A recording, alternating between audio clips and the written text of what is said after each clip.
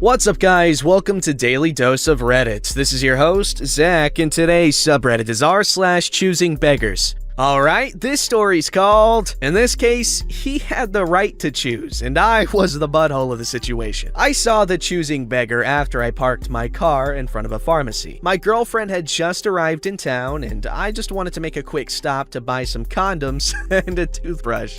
He approached me, sans mask, asking for food. I gave him a mask I had in the car and asked him to use it before I would listen to what he had to say. He put the mask on and told me he wanted food for his family of 5. I didn't ask, but I was pretty sure he was homeless and camped out nearby, as so many were in my city. I really didn't want to make my detour any longer than I needed to, so I could spend quality time with my girlfriend. But I can't stand the idea of people going hungry when I'm doing quite well for myself. I said I'd go into one of the restaurants on the street and buy him something, and he wanted me to go to a cheaper one a few blocks further. This irritated me, and I said I wasn't gonna do that. I went into the one closest to me and asked them to suggest something for a family of 5. The bill was quite high, and it wasn't even really a crap load of food, just pretty expensive. I handed him the receipt and told him that he could pick up the food with it when it was ready. He just looked at it incredulously and started complaining, asking me if I couldn't just give him the money. He had a ton of stuff he needed to buy, such as diapers and stuff. I was already irritated and asked him if he wanted it or not. He said he did, and I left on my way. Looking back though, I can totally understand his reaction. I had spent on one meal, albeit for his whole family, but even so, probably more money than he saw in a month. About 120 in my local currency. Reais.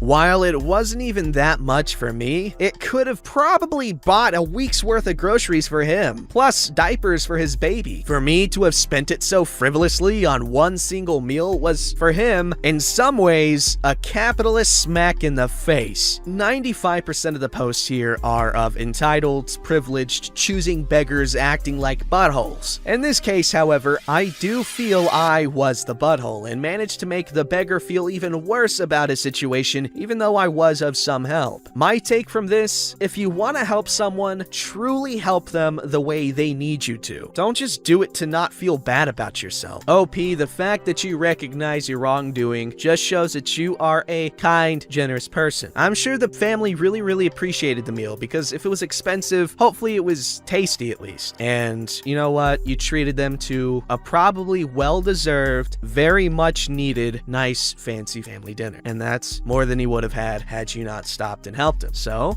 Alright, this story's called, "Thanks for pulling off Christmas for my kids, but did you happen to think to get me and spouse anything?" So my oldest daughter and her 2 sons came to the house yesterday for Christmas. F you COVID-19. My next oldest takes the dogs for their walk, and older sister joins. Upon returning, they both look ready to cry. Apparently, they ran into 2 of the 5 kids that live around the corner with their piece of sushi parents. These 2 kids are 8 and 10. Long story short, they are sad and tell my daughters that they are not celebrating Christmas this year because their father lost his jobs a few weeks back. I've offered to give this man a job, but like I said, piece of sushi. And they have no money. Enter the wife, who hears the story, and now there are 6 watery eyeballs beaming my orders into my brain. Okay, we got this. The wife and I go upstairs to discuss some things, and within minutes, all 3 of our girls are standing at our office door with cash in hand, demanding to help give these kids at least something to wake up to. Hell yeah, we raised them right.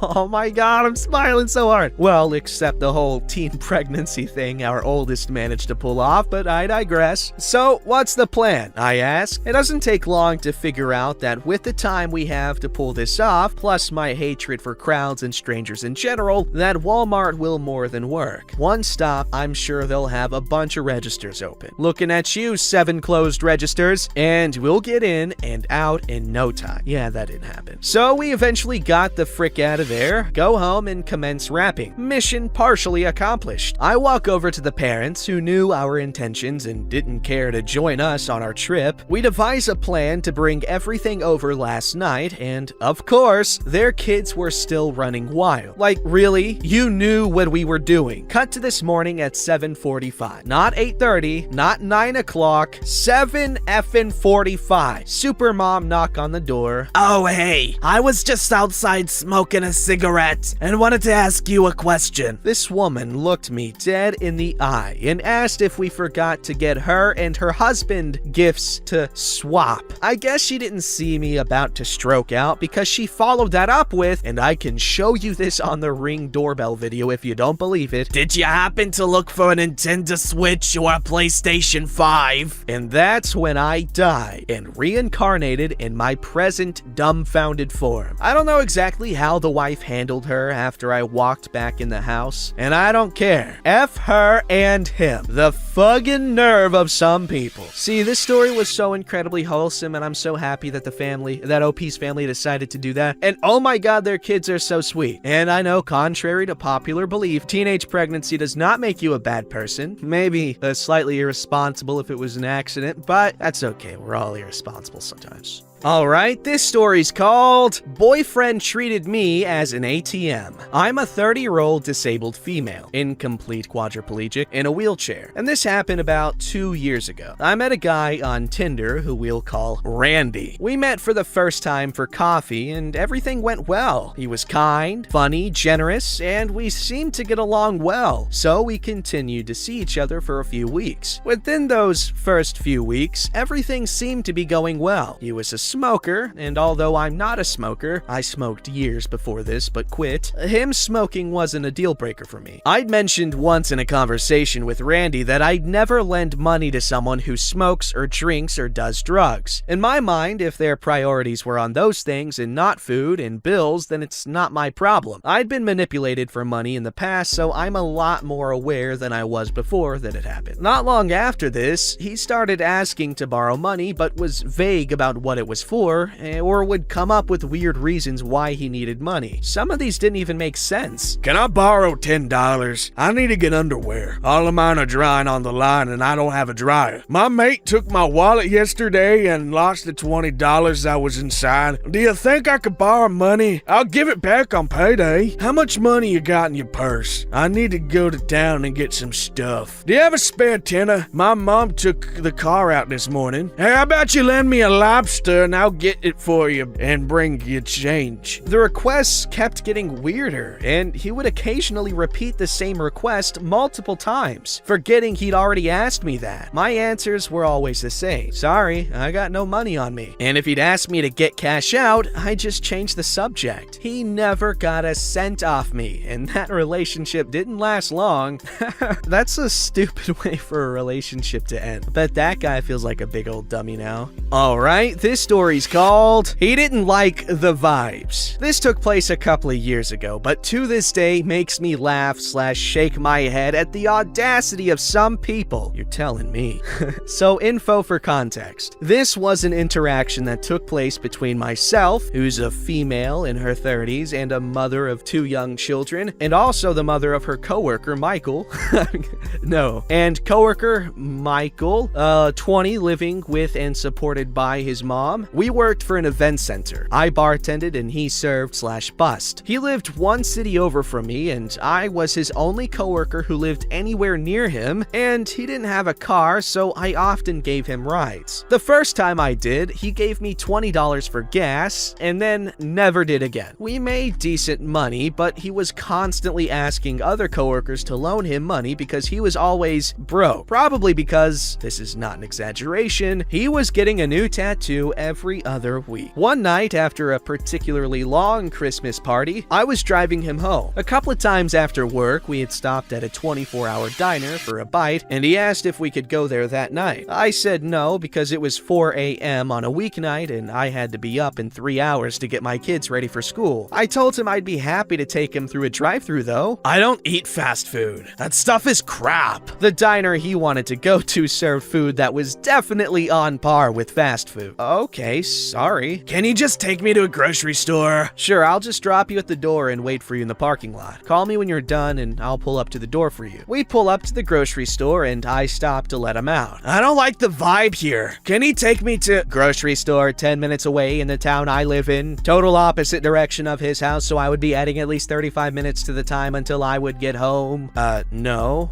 I'm sorry, but I'm really tired and I need to get home. Fine, just take me home then. He proceeded to sulk and act like a total baby the rest of the drive home. Never even said thank you and definitely didn't give me any gas money. Another story, not choosing beggar worthy, but just to illustrate what a crappy person this was, during the time I worked with him, I went through a divorce. I finally started dating again and was showing a coworker a photo of a guy I was seeing. Choosing beggar happened to see and says, "Ew, of course he's black. What the heck? I've had a thing for you forever. What about me?" Lovely. This guy was not very friendly, and if you want coworkers to do you favors, or anyone for that matter, you should probably ask nicely. Unless you can blackmail him, but this guy, obviously not smart enough to do that. Probably doesn't even like blackmail, probably scared of blackmail, given the name.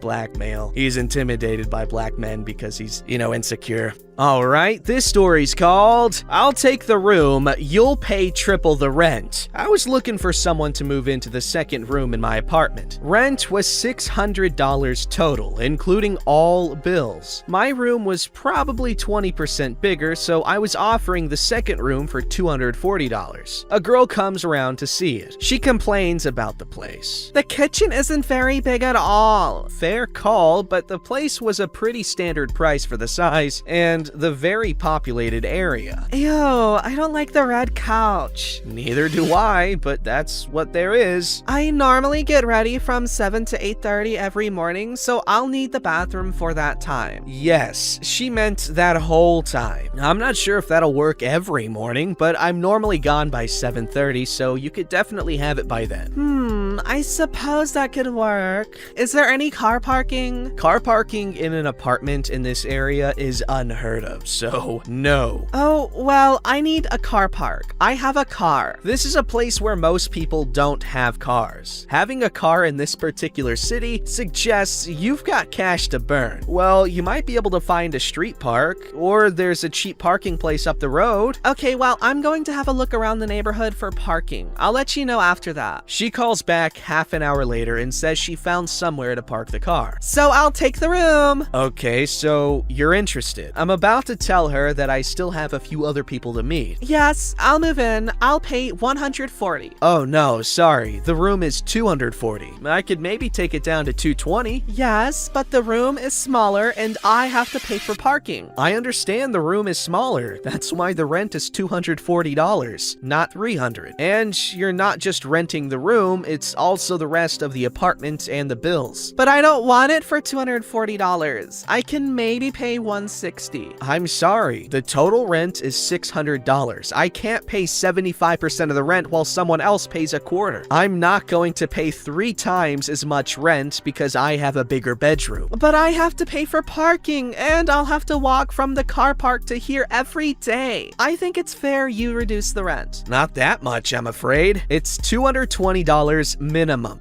Then why did I waste my time looking for parking? Sorry. Thanks for coming. Goodbye. Edited to add, friends, I'm 100% here for everyone calling out ridiculous housing costs in the US, but this wasn't in the US. The rent wasn't so insanely cheap as everyone seems to think. I know that makes this a little less outrageous, but the point was this woman just casually declared she was gonna move in for 50% of the advertised rent. Yet she was was trying to bargain, but not budging from half-price rent because she had a car, which, in the context, is a rich person thing to have, was still incredibly bold. That said, please do carry on pointing out that the housing market in the US is out of control. It is where I live too. This is just for your information. Thank you for that enlightening edited to add thing. Because yes, housing prices in much of the US are crazy. Unless you live in Brownsville, which is soup stoops cheap. Also really, really pretty. But it sucks how, at least in the US, there are only two options. You either buy a house and that's a freaking lifelong, huge financial commitment, or you rent and have to deal with crappy landlords that can just raise your rents for no reason, essentially. Wish there was like a cool third option where it's affordable and not filled with bullcrap. Alright, this story's called Spoiled and Jobless Brother Threatens Me to Have Me Expelled of the House I Pay For, I'm assuming. In my country, it's usual that if the father leaves, the older male sibling takes care of the family. It's beyond unfair and society still applauds it. My mother-in-law is sick, badly, cancer sick. We, both my significant other and I, provided her with everything we could so that she would not have worries. But she has a big one. Her younger son. He is a jobless, kept little brat of 26 years. That's right, 26. In 11 years, I only saw him work once, and it wasn't an achievement. His uncle gave him a job at his store, and the little brat quit after a few weeks. My mother-in-law got worse. She is dying. She started living with us, and my now angry significant other decided to cut the finances to his brother. The little rat went nuclear, and my narc father-in-law supported him and called me names because he wants the house of my mother-in-law and wants an ally, and sees me as a threat because I'm very protective of my mother-in-law. Then the little rat yelled that he could have me expelled from his house. His! Like if just for being the brother, he owned the damn property. My significant other, soon to be ex, didn't defend me because he is afraid of confrontation. Worst, now that the little rat finally sees that he won't have an easy source of income soon, he suddenly became worried for his mom and, after weeks of not visiting, asked my significant other to live with us so that he would take care of her in the nights. My stupid significant other fell for the trap. And now the little rat lives with us, eats free food, uses my internet, my electricity, my water, as I pay for the damn services. I'm moving out, obviously. The choosing beggar won this one. I'll visit my mother-in-law as I love her and want to be with her, but my significant other lost me. I prefer to move out in plain pandemic than be yelled at my own damn house. Yikes. OP, you are a very caring individual, and those people are all meanie heads that are taking advantage of your kind heart. And your husband, that guy,